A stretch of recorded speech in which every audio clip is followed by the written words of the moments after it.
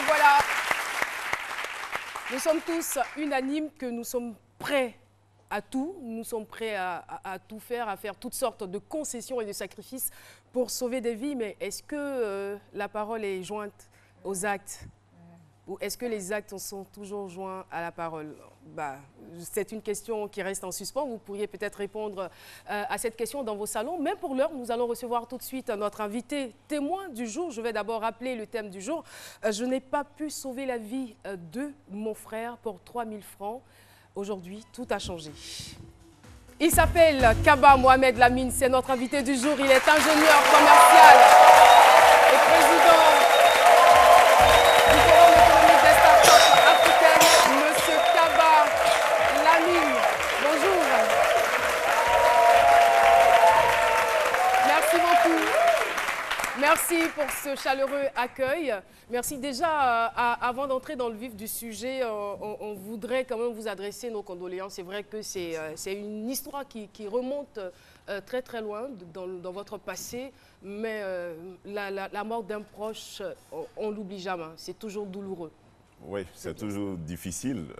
On va dire que j'ai perdu 4 personnes chères, mais la mort d'un petit frère pour 3000 francs, ça fait encore plus mal. Oui, mais voilà. C'est vrai que ça paraît vraisemblable, hein?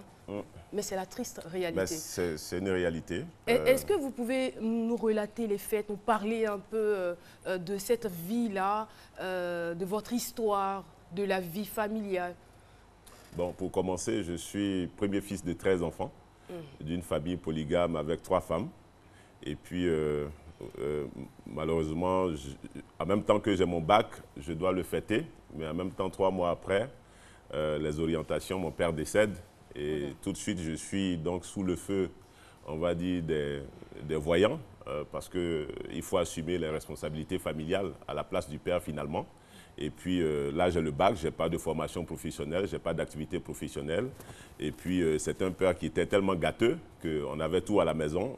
Les mamans ne travaillaient pas, les enfants étaient au beurre. Et puis finalement, voilà, le jeune de 21 ans doit s'occuper de toute la famille. Donc il vient d'avoir 3 femmes sans être marié.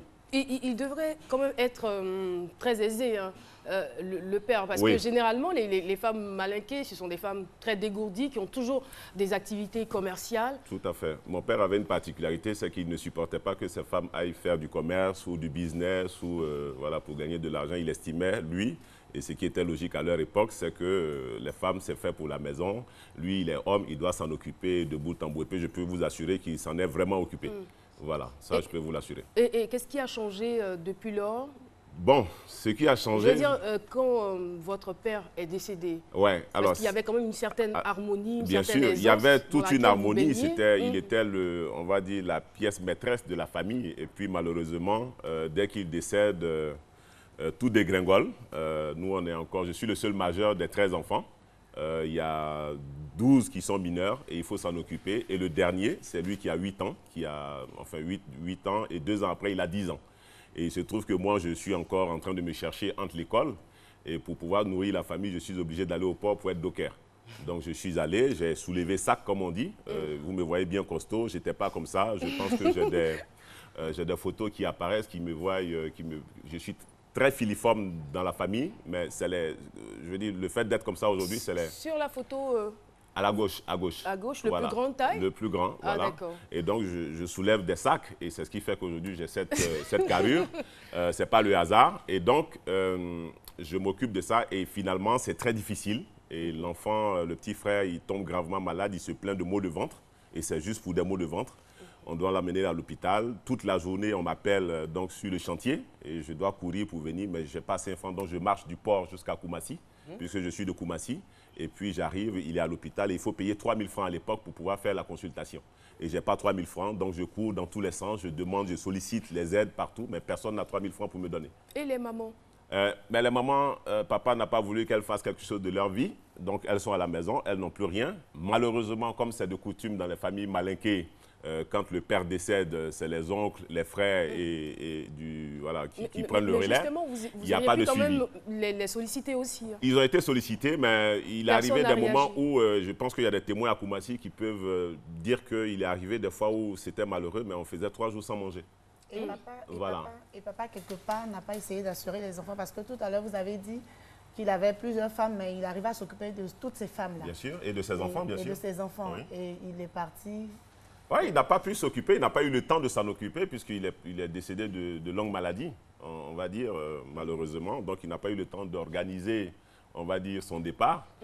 Comme c'est de coutume dans toutes les familles malinquées, hein, c'est comme ça, il ne prépare jamais l'heure après. C'est donc dans une épreuve que les enfants se retrouvent et j'ai été témoin donc de cette épreuve, témoin vivant et je le suis toujours puisque je continue de nourrir toute cette famille, plus ma famille à moi. Donc ça fait déjà quelques 20 ans que c'est passé, mais je suis encore dedans. Voilà, donc l'enfant il est à l'hôpital, il faut payer 3 000 francs et puis malheureusement dans la nuit de l'année 97, malheureusement un jour il décède et puis voilà. Et je n'ai pas pu trouver 3 000. Et comment vous vous êtes senti après? Bon, alors sur le coup... Vous qui aviez la responsabilité, on va dire, de toute cette famille. Je vais être franc, je me suis caché quelque part et puis j'ai pleuré. J'ai vraiment pleuré parce que c'était difficile. C'était un gamin qui était très vivant, très joyeux, qui avait pour ami que des personnes âgées parce qu'il était très dynamique. Et puis bon, malheureusement, il n'a pas fait long feu. Mais j'ai eu mal et puis je pense que ça a été aussi ça le déclic quelque part parce que ça m'a servi de leçon. On y reviendra certainement. Philo? Justement, vous avez fait tout le tour pour ne pas avoir les 3 000 francs. Oui. Est-ce que vous ne vous en voulez pas? Parce que vous êtes malinqué, je suppose. Oui. Parce que rentrer demander 3 000 francs de l'aide, un vrai malinqué, c'est quelqu'un quand même qui sait demander. Oui, non seulement c'est quelqu'un qui sait demander... Non, attends, les malinqués ne sont pas tous non seulement c'est quelqu'un qui sait demander, mais souvent, il y a la dignité aussi qui fait qu'à un certain moment, il n'arrive pas à aller demander. Parce que quand il a vécu un moment où son père a nourri des familles entières à Abidjan et sur toute la Côte d'Ivoire et qu'il sollicite 3 000 francs à certaines personnes qui ne sont pas capables de lui remettre, à un moment donné, il arrête et puis bon, il se dit, bon, advienne que pourra. Donc, c'est un peu ça. Je veux dire, à un moment donné, il y a des sacrifices dans la vie qu'on fait. Ah oui, c'est sérieux, mais c'est ça la vie. La dignité a vraiment sa place quand il s'agit Ah oui, la dignité a sa place dès lors que, je le dis, mon père a eu à nourrir des tonnes de familles, des tonnes de personnes, et pour 3 000 francs, j'ai sollicité. C'est pas que je ne l'ai pas fait, je l'ai fait, mais quand on te dit va, pendant qu'il y a quelqu'un qui est en train de mourir à l'hôpital, et puis tu reviens l'après-midi, tu te dis, mais franchement, pour 3 000 francs, c'est pas la peine d'aller et puis revenir. Et je veux dire, déjà, ces personnes-là, comment est-ce qu'elles ont réagi? Les personnes que vous avez sollicitées, les personnes proches de la famille que vous avez sollicitées, ça a été quoi leur réaction quand elles ont su que le problème était aussi sérieux et qui a amené même l'enfant à partir? Tout à fait. Je n'ose même pas interpréter leur réaction parce que le contexte était tellement difficile.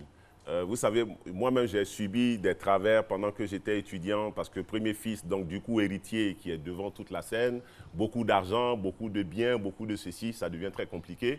Et je peux vous assurer que j'ai fait 6 mois, on va dire, de paralysie en classe de première pour des raisons qu'on ne justifiait pas. Bon, je passe, mais je veux dire, il y a un contexte qui fait qu'à un moment donné, vous ne pouvez pas. C'est très difficile. Et puis bon, à 21 ans, je suis devant une famille on va dire, de 15 à 20 personnes qu'il faut nourrir. Donc c'est ce que j'ai fait, je me suis battu. Et comme je dis, ça a été un vrai déclic. Parce que quand mon petit frère est décédé, on l'a enterré en catimini en plus. C'était très compliqué, il n'y avait pas d'argent pour l'enterrer dignement. On l'a enterré quelque part dans la nature, après avoir fait les différentes démarches administratives. Excusez-moi, quand vous dites quelque part dans la nature, je dis, il y a bien eu quand même une tombe ou quelque chose? Oui, il y a eu une tombe, mais je veux dire, ça n'a pas été les enterrements qu'on voit habituellement. C'est parti très vite, voilà, parce qu'il fallait le faire, il n'y avait pas d'argent, c'était très compliqué. Et puis, comme je dis, c'est là où je me suis dit, ça ne doit plus jamais m'arriver. Ça, c'est fini, c'est la première et la dernière. C'est-à-dire que si j'ai un souci, il faut que je puisse vraiment relever le défi. Et depuis ce jour-là, je ne fais que relever des défis. Voilà. Et le premier défi relevé après cela, après ce drame, le premier défi relevé, c'est de faire en sorte que ma famille déjà commence à manger 1 fois par jour. Et ça, je l'ai fait. Je continue à aller être docker. Donc, je marchais de Koumassi à partir de 5 h du matin pour arriver vers 6 h du matin à Avridi. Ensuite, je revenais autour de 19 h. C'est quand même une sacrée distance. Hein. Ouais, mais bon, quand on est jeune, on appelait ça le 11 à l'époque. Bon, le 11 barré. Le 11 barré, voilà.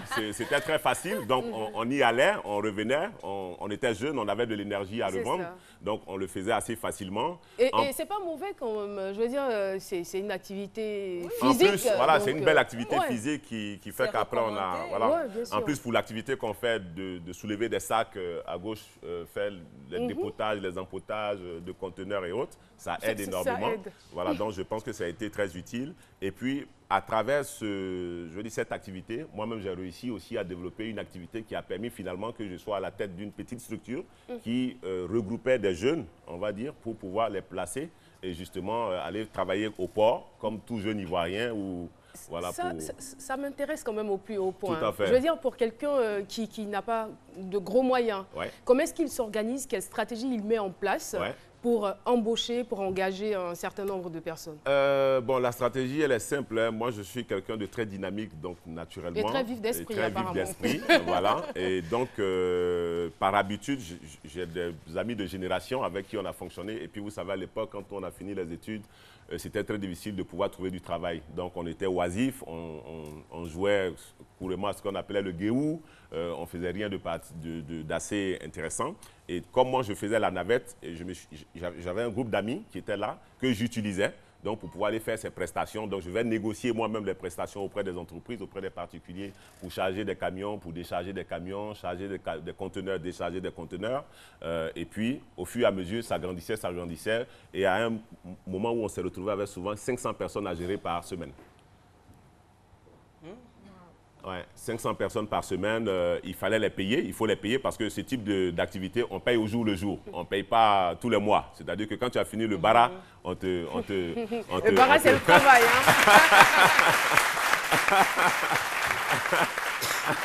C'était quand même très ingénieux. Voilà, donc quand tu finis de travailler, on te rémunère. Mais comme je n'avais pas la trésorerie nécessaire à l'époque, c'était très difficile. Je demandais aussi de temps en temps des crédits, 20 000 francs, 30 000 francs. Et parce qu'à l'époque, on était payé quand tu fais un travail à la journée, tu es payé 1200 francs CFA à la journée. Et donc, on se cotisait avec les amis. Ceux qui n'avaient pas besoin, qui étaient dans le noyau dur, on n'avait pas besoin d'être payés nous. Mais ceux qui venaient d'ailleurs, on faisait tout pour les payer au bout d'une semaine ou bien de 2 semaines. Et puis, on jonglait comme ça. Et donc, c'est comme ça que petit à petit, on allait négocier un jour un prêt à la banque. On nous a chassés parce que, bon, on n'était pas crédible.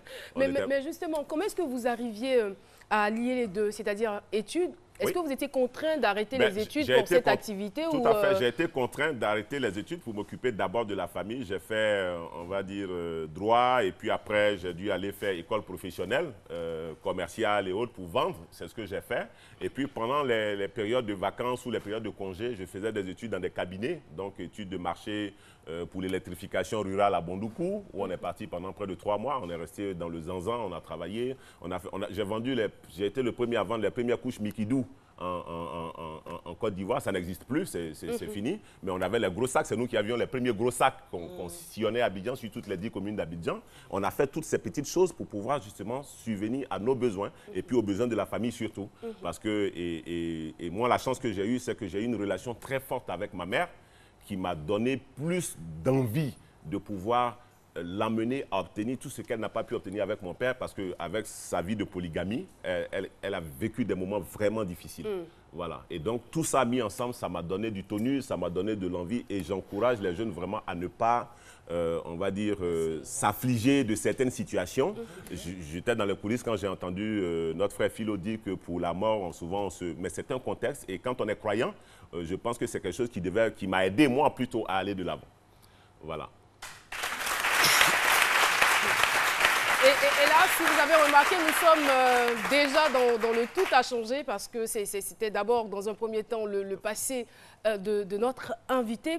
Mais là, on se rend compte, parce qu'on vous a même suivi ce matin à Matin Bonheur, pour éviter la tautologie dans l'émission. Donc, pour dire qu'aujourd'hui, cela vous a servi. Votre passé vous a servi et vous êtes aujourd'hui à la tête de plusieurs startups. Oui, ça m'a énormément servi parce que d'une épreuve, on peut tirer beaucoup de leçons. Donc j'ai compris que en fait le sacrifice de mon frère, j'appelle ça comme ça moi dans ma compréhension, c'était ça qui devait me permettre d'avoir ce déclic-là et puis vraiment d'aller de l'avant. Et c'est à partir de là que j'ai commencé à constituer de petites entreprises, de petits groupements d'entreprises qu'on appelle aujourd'hui des startups. Et on a décidé depuis, on va dire 10-15 ans maintenant que je suis dans l'organisation des startups. Donc on a décidé vraiment d'encourager les jeunes Ivoiriens, les jeunes Africains à ne pas seulement attendre que tout vienne d'en haut, mais plutôt d'aller de bas vers le haut pour essayer de trouver quelque chose pour se prendre en charge, pour s'autonomiser financièrement, pour être indépendant financièrement et puis pouvoir faire ce qu'on a envie de faire. Donc, on a organisé ces jeunes-là. Aujourd'hui, on a des milliers de jeunes qui sont avec nous, qui travaillent avec nous et qui nous permettent d'aller de l'avant et qui nous ont amenés au final à cause des sollicitations. Parce que finalement, les jeunes du quartier, « Ah, grand frère, est-ce que tu peux me trouver un petit boulot? Ah, grand frère, est-ce que tu peux me faire ça? » Parce que dans le quartier, on voit votre évolution. Donc, tout de suite, vous devenez un exemple à suivre. Et il y a des tonnes de jeunes que j'ai pu accompagner comme ça, à créer soit leur petite boîte, soit avoir un permis de conduire en les insérant dans une activité à gauche, à droite. Et c'est ce qui nous a amené finalement à dire, bon, il faut penser plus large, il faut penser plus grand. Et on a décidé de créer un forum qui va regrouper vraiment tous les jeunes qui en les amenant à chercher plutôt à se prendre en charge dès le départ et non ne pas attendre que tout vienne de là-haut. Mais ceux qui se disent non, on n'a pas de moyens, il n'y a rien, il n'y a personne pour nous soutenir, on ne sait pas quoi faire, on a nos diplômes, moi non plus, tout je ça, pense que je n'avais pas de moyens. Hein. Mhm. Moi, j'avoue que je n'avais pas de moyens parce que quand mon père est décédé, tout est parti à gauche, à droite. Mon père était transporteur, donc il avait une 50aine de camions. Mais je peux vous assurer qu'au moment où moi je venais, il n'y avait plus de camions, tous les camions avaient été vendus. Les maisons, là, on n'en parle pas. Bon, donc je n'avais pas d'argent. Et qu'est-ce que vous pensez de cet adage qui dit « enfant de boss, c'est boss » Mais enfant de pauvre aussi, ça bosse. Tout à fait. Voilà. J'adore. En fait, On aurait pu s'arrêter là, voilà. Le message serait vraiment passé. Voilà, dans la vie, il faut savoir d'où on vient. Moi, je viens de Koumassi, Sikoji, on appelait ça à l'époque Koumassi Potopoto. Wow. Je peux vous assurer que vous sortez le matin, celui qui n'a pas mangé, il est à son propre compte. Il n'y a pas de pitié, il n'y a pas de cadeau. Donc, il faut se battre, il faut se relever tous les matins, aller au travail, aller chercher. Il y a du boulot. Il ne faut pas attendre que les choses viennent vous trouver à la maison. Moi, j'ai vendu la cigarette, j'ai vendu oui, j'ai vendu beaucoup de choses. J'ai vendu des parfums à l'époque pour pouvoir assurer même une partie de mes études. Il faut le faire, c'est nécessaire. Vous n'avez pas le choix, il faut vous battre pour pouvoir vivre. La vie est tellement importante qu'il faut chercher vraiment à se faire plaisir. Il y a des gens, quand ils entendent il faut se battre, pour eux, c'est la violence, il faut user de violence. Sur la violence, je peux vous assurer que si je n'avais pas été, on va dire, je n'avais pas eu cet élément déclencheur, la violence, peut-être qu'on m'aurait connu autrement. Parce que là aussi, j'en connais. Mais, je veux dire, à un moment donné dans la vie, il faut faire des choses. Et puis après, quand on est jeune, on a 25 ans, 27 ans, ça suffit. Il faut se mettre au travail. Il faut penser à maman, il faut penser à papa et il faut penser aux petits frères. Parce qu'on est l'exemple de la famille. Il faut aller de l'avant. Voilà, il faut se battre. En tout cas, vous êtes un modèle, monsieur Kaba. Ben, j'espère bien, j'espère bien. Merci beaucoup. Pour cet élogieux témoignage. Effectivement, enfant de boss, c'est boss. Enfant de pauvre, ça bosse et ça devient boss. Voilà. Merci beaucoup. C'est donc la fin de notre témoignage. N'hésitez surtout pas, chers téléspectateurs, à nous appeler au 22 01 00 pour participer à cette émission, comme monsieur Kaba Mohamed Lamine, qui est donc ingénieur commercial, et aussi président du Forum économique des startups africaines. Voilà. Merci beaucoup. On va se retrouver dans quelques petits instants pour la suite de cette émission. Voici la pub.